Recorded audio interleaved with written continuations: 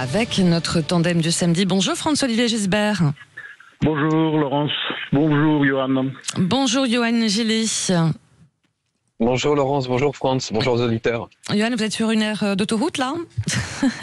Il paraît. Il paraît, voilà, faites attention. Hein. Sur la route des vacances, peut-être. Alors, avec vous, nous allons parler forcément de cette censure par le Conseil constitutionnel de la mesure phare de la loi Duplon qui visait à réintroduire sous condition l'acétamipride. L'ai-je bien dit, pesticide interdit en France depuis 2018. Alors forcément, on va en parler, mais beaucoup de réactions de la classe politique largement divisée entre une gauche plutôt réjouie et une droite et une extrême droite pas du tout.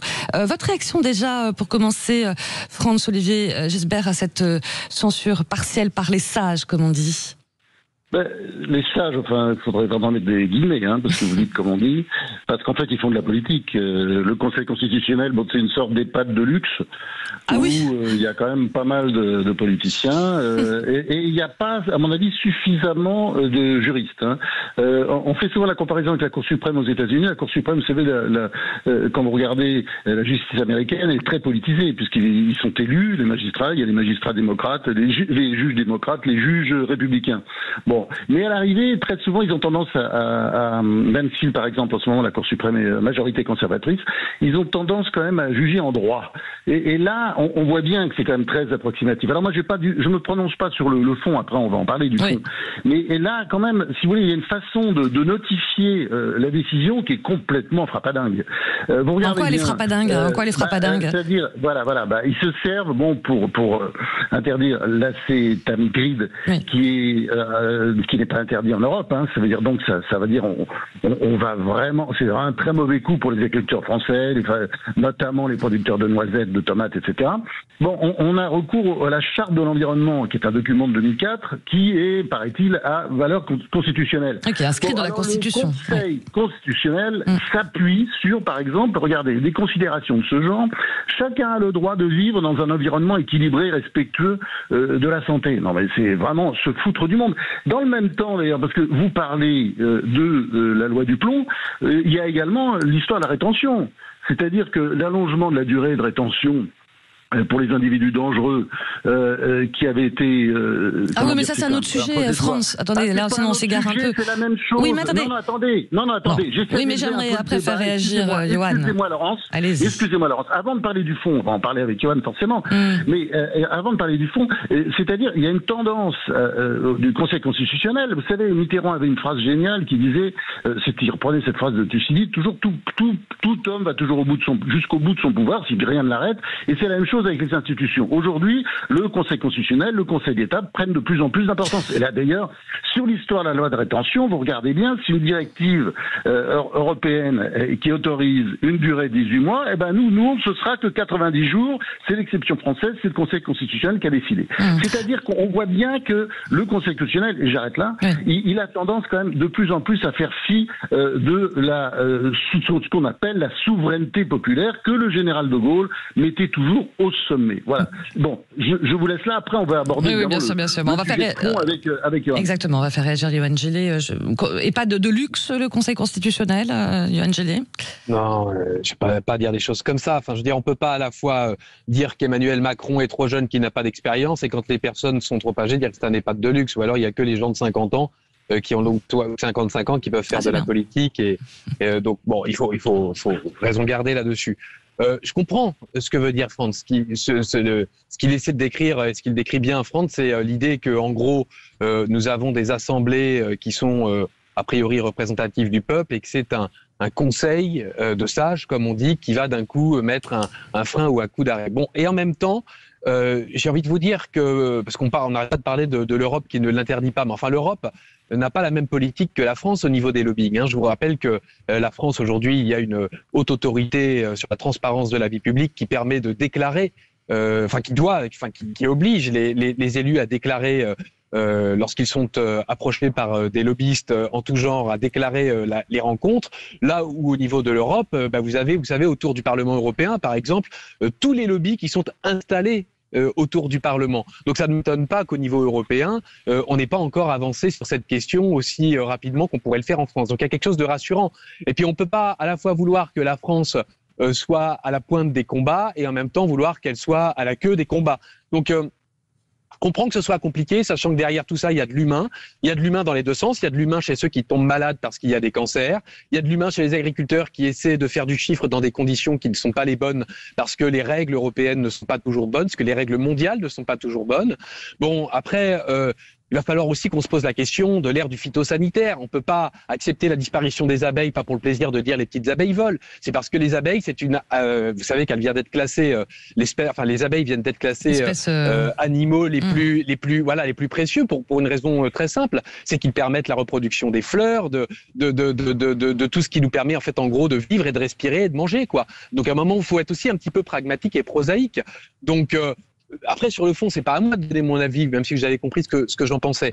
Mais c'est pourquoi est-ce que les certains politiques, à un moment donné, se disent opposés à la décision du Conseil d'État, parce qu'ils ont des électeurs et qu'ils savent que les agriculteurs, quand ils se mettent en colère, ils s'y mettent fortement, quoi. En tout cas, les agro-industriels. Oui, parce que la Confédération paysanne salue la censure partielle du Conseil constitutionnel aussi. Pour la faire très très courte, en gros, vous savez, parce qu'on n'arrête pas d'invoquer les produits phytosanitaires comme les produits miracles à tout. Les dernières famines en France, c'était à la moitié du 19e siècle et pendant 100 ans, on n'a pas eu de produits phytosanitaires et pour autant, il n'y a pas eu de famine. Donc il faut remettre les choses à leur place. Il y a aujourd'hui un lobby, des lobbies qui sont extrêmement puissants et il y a des paysans qui sont un peu moins puissants parce qu'il n'y a pas forcément l'argent qui va avec, qui va derrière et eux sont très contents qu'on arrête d'empoisonner les sols parce que ce n'est que décaler le problème. À chaque fois qu'on autorise ces produits, on décale le problème. On ferait mieux d'aider les agriculteurs à trouver des alternatives, à mettre beaucoup d'argent là-dessus, beaucoup d'accompagnement, beaucoup de partage d'expérience sur ceux qui ont été les pionniers en la matière, en agroforesterie, etc. Et ne pas décaler, repousser le problème et tuer encore un peu plus les sols et la faune et la flore. Une transition vers un modèle agricole sans pesticides, avec plus d'accompagnement aussi pour les agriculteurs. C'est une vraie question aussi. Il y a une question d'anticipation aussi, François-Olivier Gisbert. Bah oui. Ben non, mais je suis évidemment d'accord, sauf quand même sur les approximations. C'est-à-dire que l'interdiction de la pesticides pour les agriculteurs français, c'est vrai qu'il va favoriser les concurrents européens. Et c'est vrai que nos paysans, on ne cesse de les couvrir, de leur mettre des boulets aux pieds, des normes, etc. Vous savez très bien, quand vous avez des amis paysans, j'espère que Johan en a, et ben il raconte évidemment. Bah oui, je suis petit-fils de paysan, donc toute ma famille est paysan. Oui, mais c'est de la paperasse toute la journée. C'est de la paperasse toute la journée. Et moi, je constate que la molécule en question, qui n'est pas encore cancérigène, ça c'est du cinéma, c'est pas vrai encore, c'est pas établi. Et ben je considère d'abord, elle est autorisée aux États-Unis, au Canada, au Japon, en Australie. Alors c'est pas une référence. Elle est présente dans nos maisons. Non, mais là je peux terminer juste, s'il vous plaît, Johan. Elle est présente dans nos maisons dans 95 produits biocides, les produits anti-puces, anti-blattes, anti-fourmis, etc. Et je constate aussi que l'EFSA, Agence européenne de sécurité alimentaire, et l'ANSES, Agence de sécurité alimentaire, alors l'une est européenne et l'autre française, assurent toutes les deux qu'il ne faut pas les confondre, confondre cette molécule avec les autres produits tueurs d'abeilles. Donc voilà, ça c'est quand même une réalité. Donc moi, le problème, si vous voulez, je pense que dans la loi, de toute façon, il y a une erreur, c'est clair, c'est qu'il aurait fallu peut-être dire que c'est un maintien à titre provisoire ou quelque chose comme ça. Il aurait dû avoir une petite, c'était trop ferme dans le projet de loi. Peut-être qu'il faut atténuer un petit peu, mais on peut pas quand même flinguer à ce point l'industrie agroalimentaire française, qui était quand même notre fer de lance pendant si longtemps et qui aujourd'hui est menacée de toutes parts. On voit très bien, parce que les noisettes là aujourd'hui, on va les importer en Italie évidemment, et on va se bouffer du Nutella. Et puis les tomates, de toute façon elles sont déjà en Hollande. Et si vous voulez, on perd. Par exemple, vous savez que c'est quand même une réalité. Le fils de paysan, il devrait savoir ça. Le petit-fils, de paysan, c'est que la filière légumière et fruitière aujourd'hui elle est déficitaire. Mais c'est pas normal. On est le jardin de l'Europe. Donc si vous voulez, là-dessus, je pense qu'il y a un travail à faire. Mais pourquoi? On devrait sortir de ce débat même, c'est-à-dire qu'il devrait y avoir l'agriculture, le maintien, la sauvegarde de l'agriculture française, ça devrait être une grande cause nationale. Voilà. Et c'est très important. Ouais. Alors le petit-fils de paysan, comme dit François-Olivier Gisbert, moi j'ai été élevé à la ferme aussi. Hein. Ah bah voilà, chacun. Oui, moi aussi. Et puis dans les vignes, j'ai fait toutes les vendanges et je connais tout ça. Et aujourd'hui, j'essaie de développer. Et j'essaie pour tout te dire, mais c'est très bien. Mais on n'est pas là.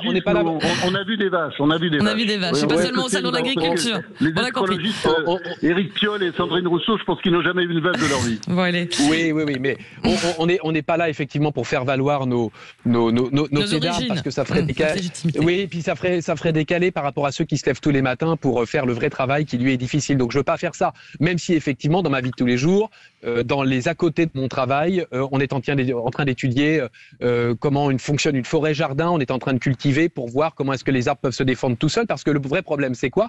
C'est que si on mise à fond sur l'agroalimentaire, c'est aussi pour que ce soit une zone d'expérimentation. Parce que si c'est pour être toujours en retard et créer de la maladie, vous savez que la vraie famine de demain, la vraie problématique, c'est qu'on a tellement appauvri les sols, on a tellement abîmé nos fruits et légumes qu'aujourd'hui, par exemple, les tomates contiennent beaucoup moins de vitamines, de nutriments que ce que l'on pouvait trouver dans les tomates d'avant. Le problème, c'est qu'aujourd'hui, on essaie de répondre à la question de la satiété et non plus de la vitamine, et non plus des nutriments, et non plus de tout ça. Donc aujourd'hui, oui, on va produire en masse, mais on va produire quelque chose qui ne répond pas. Donc aujourd'hui, il faut en faire le fer de lance, comme le dit France, mais de l'expérimentation pour être avant-gardiste et non pas rétrograde, et non pas conservateur. Merci Yoann Gillet, merci François-Olivier Gisbert, toujours aussi péchu et inspiré, tous les deux.